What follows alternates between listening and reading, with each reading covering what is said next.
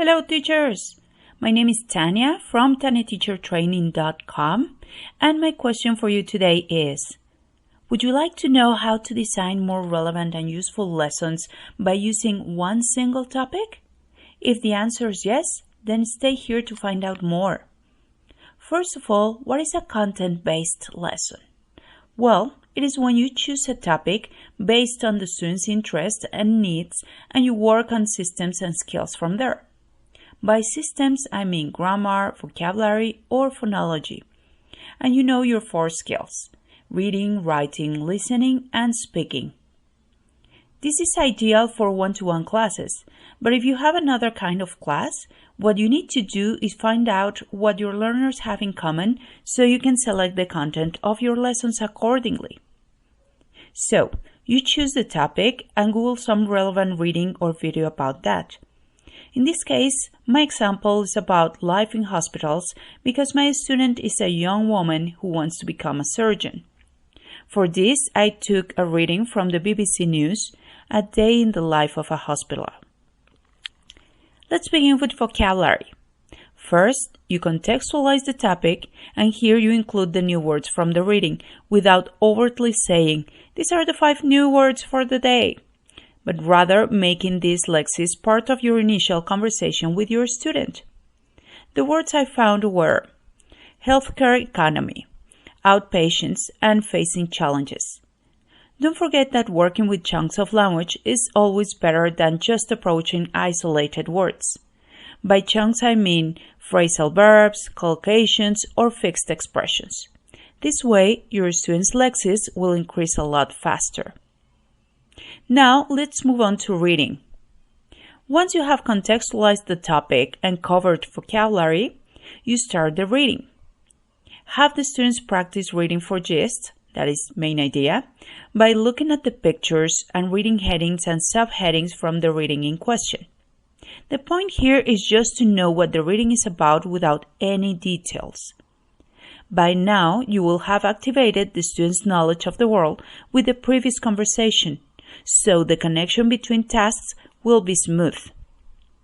For detailed reading, ask your students relevant questions, such as, how many patients could this teaching hospital receive with the help of the government? Or why is it better to make patients feel like in a nursing home instead of a hospital? Or you could even ask learners to rank in order of importance the challenges the hospital is faced with. These kind of questions promote critical thinking and might be important in your student's life later on. Now, let's see grammar and functions. We have seen that working with functions seems more relevant for students than working with grammar. Let me explain this.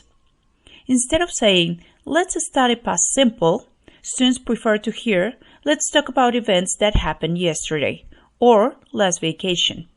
That is more useful in their eyes. So, the function I found for this lesson is describing key events in the hospital's life in the past decade. And in this way, you will be using present perfect. For this, you can ask the student what changes have happened in the past decade in the hospital. One example from the reading is, managing the finances has become harder. Then from the examples given by the student, you take 2 and you have your students discover the common things about them, such as the auxiliary have or has and the verb in past participle in all the sentences given. After that, you will connect this to the students' own lives. For instance, what have you achieved in your lives as medicine students? That way, your lesson will continue being relevant for your students. Next, listening. For this content-based lesson, I used a video with an interview to a young doctor about his first year as a resident in a hospital. This will help you keep your students motivated as they can relate themselves to the residency. Just the same as with reading, before you play the video, prepare questions to practice listening for gist or main idea. Play the video and have the questions answered. Before watching a second time the video, ask questions about the specific information found there and have your students answer them while watching.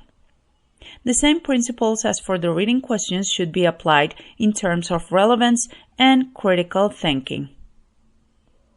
Let's see speaking now, shall we? For speaking, you need to have clear what you want to focus on. That is either accuracy or fluency.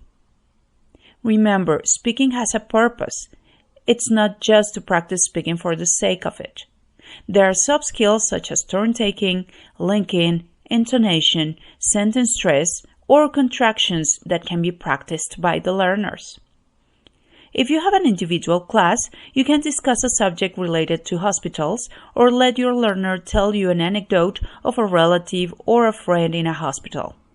If you're aiming at fluency, do not interrupt the learner and make notes while he or she is speaking. Once they have finished, they can give you the results and you can give them feedback. If it is not an individual class but a group, then you can have them talk about the same things but in teams. If it is a virtual class, use the breakout rooms or ask them to use the WhatsApp group they have in order to make video calls. After some minutes, have them share with you what they were talking about and give them feedback. And finally, writing. Your learners can also write about a related subject, or they could even write the anecdotes that were previously mentioned here, instead of doing the speaking practice. The idea here is becoming aware of how you can exploit a single topic in order to make the teaching of skills and systems more attractive and purposeful for students. The example given here can be carried out in 2 or 3 lessons, depending on the time you have for each class. And well, that is all for today, teachers. Please give us a like if this information has been useful and subscribe for more free content. Also, in the comment, tell us please what you want to know in terms of teaching so we can make more videos focused on your needs. Alright? See you soon, teachers. Bye.